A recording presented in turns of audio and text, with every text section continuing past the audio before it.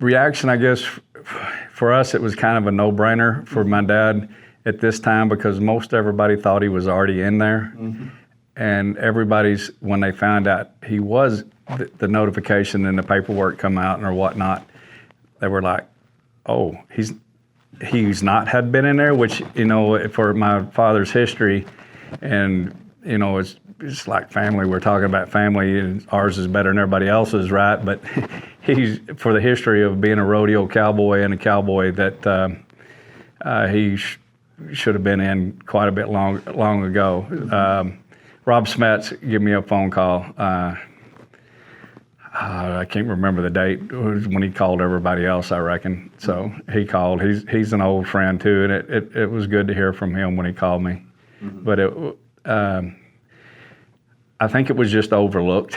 My dad is a Ben Johnson recipient, and I think a lot of folks thought that was him being in there. And my dad didn't really toot his own horn. He just took care of business. Mm-hmm. Mm-hmm. Right, I think he worked every event. He specialized more in, he worked every event as when he was younger, I think. I don't think I've ever seen a picture of him roping a calf roping, tie-down roping as they call it today, but he rode barebacks, broncs, and bulls for a short time, I think. But his main events was saddle bronc riding and steer wrestling. Mm-hmm.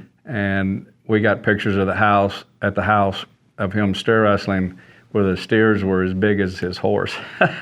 So in today's world, it's a little different. It's a little different now. So. Yeah, my grandmother, his mom, she probably had a lot of nervous instances, you know, because he had a little wild hair, I guess you'd call it. But he was a good kid. He'd come home and he loved his mother and none of that. It was different back then too. And it's hard for us to if your kid jumped a train today, we're sending out the National Guard for them, right? You know, and there's no cell phones. There's maybe a payphone, maybe. I don't even know if there was that then. That would have been, I had to do the math, 1939. So if that's about right around there. So times were different then. Mm-hmm. Well, he didn't run away. He just wanted the experience is what I get. My dad didn't talk about things. You would have to ask specifically, and his best friend, or his one best friend that from when they were basically kids, and is Dude Smith, and Dude liked to talk. So Dude would tell a story, and they stayed that way. Dude would come see us, and it was the best times for like me and any of my family, and because we could sit in and Dude would start a story and tell what they were doing, and Dad would chime in, you know. He just wasn't a storyteller, but he would reprimand Dude and say, well, it didn't happen quite like that. And Dude said, well, maybe not quite like that, but then he'd go on. But they had endless stories, and I should have wrote a book or should have had a book written about them. It's kind of like the Indians' campfire stories, because that's what it would be, is just handed down. And just like when I mentioned to Donnie about telling the story about holding up a train. Mm-hmm. I don't know if you heard that part in they didn't rob the train, they just held it up. It was publicity only, right? And they did get into a little trouble over that. But anyway, that was, back then it was different too. This was not, you know, today where it's hard to put into perspective what's going on today. It's even hard to put it into when I grew up in the 80s to what my dad grew up in the 1930s and 40s. And times were tough back then, and times are tough now, but not like they were then. And I talk about that in the acceptance. He grew up, the slums of Dallas are still the same slums that my dad grew up in. It's just changed people. And he reminisced about that, I'd say 10 or 15 years ago. We were driving through Dallas, and he said, well, I rode my bicycle through here, you know, and then seeing all the changes he's seen. His mother come across on a covered wagon, and so, I mean, he got to see all the changes. Not all change is good, but most change is, and you got to roll with the times. But I think he wouldn't have traded anything he would have. He once said, this is in his very later years. He goes, I wouldn't change a thing. Well, maybe a couple things when I was younger, and he laughed about it, but it's the truth. He grew up in the best of times for him. And God has a plan, I think, for all of us, and it works and lays us all out. Sometimes we don't know, and it worked out pretty good. Okay, so Donnie and Pete are 9 and 10 years older than me. I'm the youngest, and their mother had passed away, and Dad was trying to raise 2 wild young boys, and he decided that he needed to stay at home and try to raise the boys. That was that. And shortly thereafter, it's kind of hard. I don't know the exact time frame for that, but like when Dad started the rodeo in '58, him and Jim and some other partners, and Pete and Donnie were born in '52 and '53, I think, and I'm 62, so that was what started him wanting to start the Mesquite Rodeo, and it was a very slow process, as my brother had said. There was no highway, there was no interstate coming to it. It was you drove the back roads to get to a dusty little old arena. And it was hard work and all that. He sold cars, he built houses, had a car crushing company. I mean, he would do anything to make a buck, and legally, and hard work and perseverance. And the weekly rodeo was April through September, and I think it started out on Saturday nights before I was born, and it went to every Friday and Saturday, April through September. Mm-hmm. And it started as an old sale barn that was rebuilt. Then he put, and the time frames are going to be a little off, but he put covered over the grandstands, and then decided that wasn't going to work, so he covered the whole thing. And it run from there till 1985, and then we moved. That property sold. He basically traded the property that the original Mesquite Arena was sitting on, for our ranch in Terrell. Mm-hmm. And that was his dream ranch, and that's where the families all kind of moved in or around, and he would be happy about that. He was happy about that. In his last years, he was very thrilled, and but it was hard work and all of that to go through, and a lot of my brothers, and they had to work hard when they were a kid, and I did at a later year. But like I said, I'm 10 years behind. When they were 20, I was 9. You know what I'm saying? And it was it was a great experience, really. I mean, sometimes we didn't know it at the time, but I never went without. And again, he worked hard, and with my mother that took care of Pete and Donnie just like they were hers, and they were hers, and my brothers felt the same way, and that's, but Dad was going to have it no other way. And anyway, that's, well, you can say helped out, but they helped out each other, and it's not just, Jim was the Babe Ruth, or Jim is the Babe Ruth of rodeo. I mean, Trevor can have all the awards and all this. Jim Shoulders is Babe Ruth, and you put that in perspective, because we wouldn't be where we are now without him. Well, Jim and Dad were friends. It didn't matter the gold buckles to my father, and vice versa. And growing up, and once they started the rodeo, Jim would be down there just about every week, and they would be. It was a partnership. It was my dad's, but it was a partnership. And it grew into eventually just being my father's. But I said all the partners that were in there were rewarded well, but it was at a later date. It took a while. They had the biggest thing that happened to Mesquite was I-635 coming through there, and it was basically on the front door.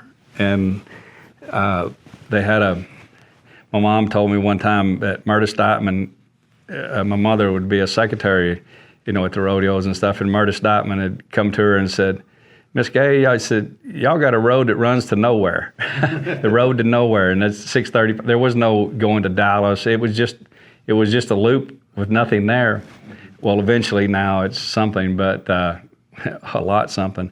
One of the things I think about it, how Mesquite was, how popular it was before. And I don't know if anybody's familiar with this, like the movie J.W. Coop, that had Cliff Robinson in it. It's kind of a hokey, but it was back then in the 70s or something like that. Kind of, look at it now, it's kind of hokey. He's carrying a saddle around like it's a Bronc saddle and it's a saddle. But all through the movie, I don't even remember what the movie's about, except he's a rodeo cowboy and he's hitchhiking everywhere. And the car will stop and they'll go, where are you headed? He said, I'm headed to Mesquite. He's always headed to Mesquite. He never makes it, but all through the movie, he said he's headed to Mesquite. Well, so this is before the freeways there, before all this. So my point being is all cowboys did try to go through Mesquite, from your local guys to your world champions like Jim Shoulders. They were, in the old days, they rode there. And then when it grew into the others, to the TV and stuff, that would be a stopping point. It wasn't to be your first destination, but it would be on the way to another one. And Mesquite, and it's changed again now. It's not, cowboys don't rodeo the same way as they did in the 70s, 80s, and 90s. Mm-hmm. And so that probably wouldn't work anymore now, but it did then. I mean, you would have every world, I would bet the 70s and 80s, every world champion was there at least once. Mm-hmm. That's a statement, not a fact, because I don't look it up. And plus I was 15 and I didn't really care. Well, it's basically the TV situation. I kind of remember, and this would have been, I'd have been in high school, okay? And so business sides of it when I was in high school wasn't really on the top of my list. It was riding bulls or riding horses, but we had ESPN had started, we started filming there. And I don't want to say it was failed. It just didn't turn into something. But I think in other parts of the rodeo business too, it didn't work because they didn't have a regular, it's easy to say now, but a time slot. And when we moved from the old arena, which I said that Dad traded for the ranch, basically, and then we moved the old arena and all the stuff is moved to the ranch in Terrell. We have the original arena set up in Terrell. And he had debated on whether or not to open up a new arena. And the arena's there now. And it's the Mesquite Arena, and it opened in 1986, still going. We're not there anymore, and it's okay. We were ready to leave. Mm-hmm. We had sold the arena. And so when that happened, I don't know the exact time, but Donnie mentioned it briefly of Alan Reed and T&N and producing it, and we come on there and we had the regular time slot, and it was on Sunday nights at 9 o'clock, I think, something like that. We had a fan base in New York City, and that's what paved the way. It opened. The PBR seen what happened, and Alan Reed eventually went to that and joined the PBR to have their episodes. The PRCA, all of this is at the beginning stages of TV for what we have now. Mm-hmm. And my dad is really not ever credited with that.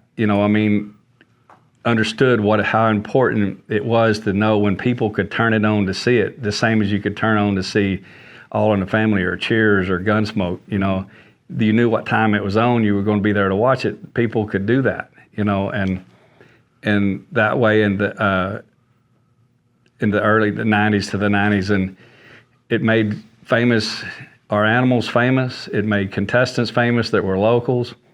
I always tell a story that's pretty funny, and all this runs around my dad, but we had an autograph booth. My dad wanted the Cowboys to sign autographs, and it was a short deal. We're trying to get people, which is taken for granted now, but it wasn't back then. You kind of had to push. So we had some slack barrel racing going on, and Tough Hedeman was there with one of his boys, baby boys, kid, and he was watching his wife run barrels. And there was a boy named Robbie Vaquero standing on the walk on the other side of Tough. Robbie Vaquero was a guy that we made famous with Don Gay's Worst Wrecks tape. He's a tough kid. He tried really hard, but it was one wreck after the other. And he had a fan base. So this kid there in the autograph session is over, and he's wanting an autograph, and the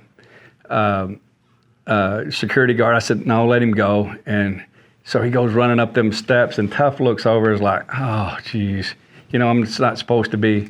He just went right by Tough and went to Robbie, and he said, he got his autograph. Tough has, 3 gold buckles. Robbie's nobody, and Robbie signs that. He kind of looks at Tough, and Tough just kind of went, he didn't want, he was like, I'm going to be bothered, but, oh, no, it was a good ribbon point, and what I'm getting at is the TV, and it's what it's turned in today.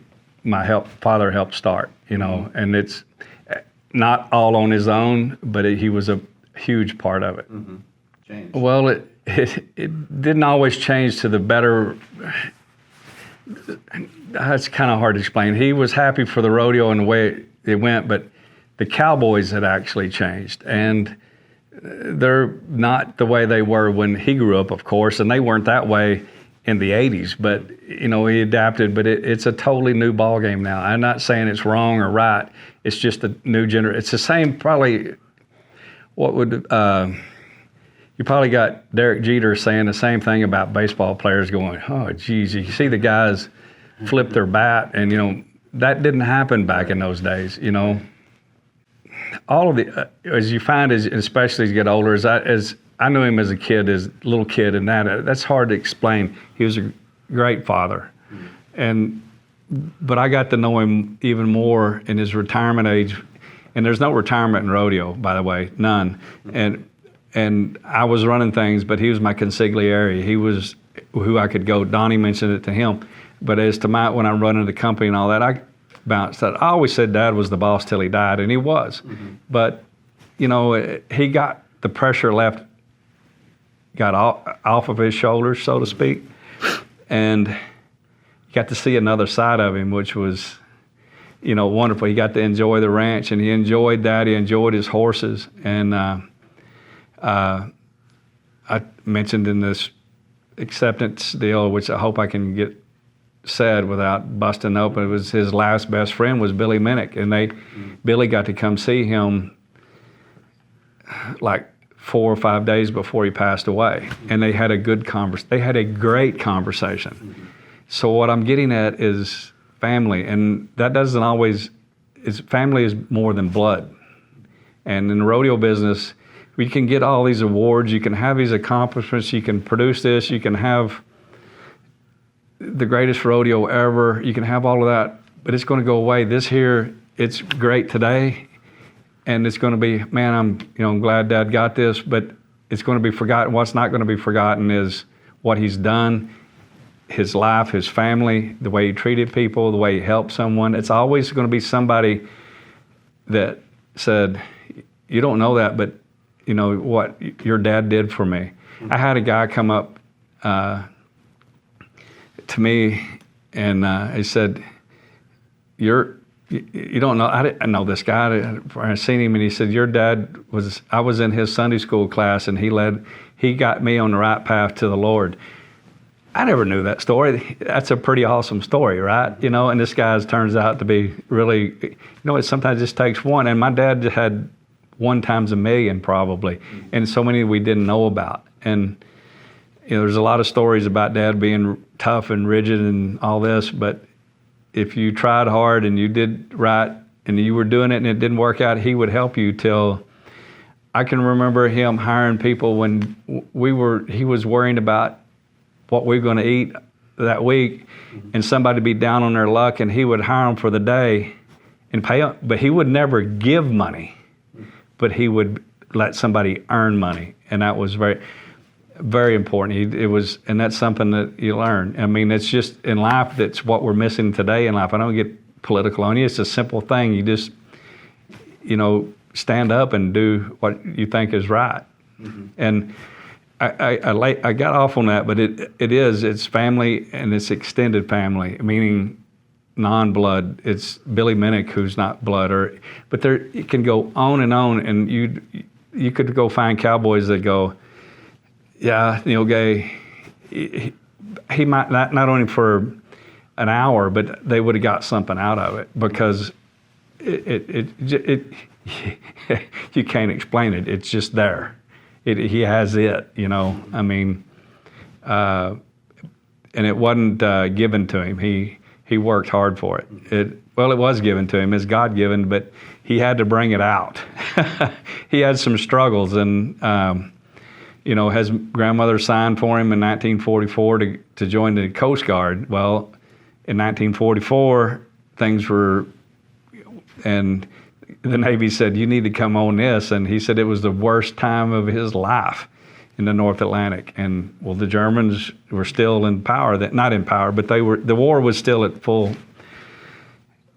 But he was injured in a deal, and they didn't think he'd come back from that, and discharged. And again, he had a friend help him get through that like the Navy said, we're going to cut your leg off. And he said, no. And they said, well, here's your papers, leave. Mm-hmm. But he rehabilitated that with the help of friends. And that's the business of what we're in, is we have our friends. And if I use a statement, this is about my dad, but it says, no man's a failure who has friends. It's from It's a Wonderful Life about that. But it's the truth, because my dad has had thousands of them, but he has also he's been a recipient, and he's handed it out. Mm-hmm. And probably handed it out after his 96 years more than that. And so, it's a legend. And he didn't want to be, he just was, so, or still is, however you want to put it in the mind, yeah. Mm-hmm.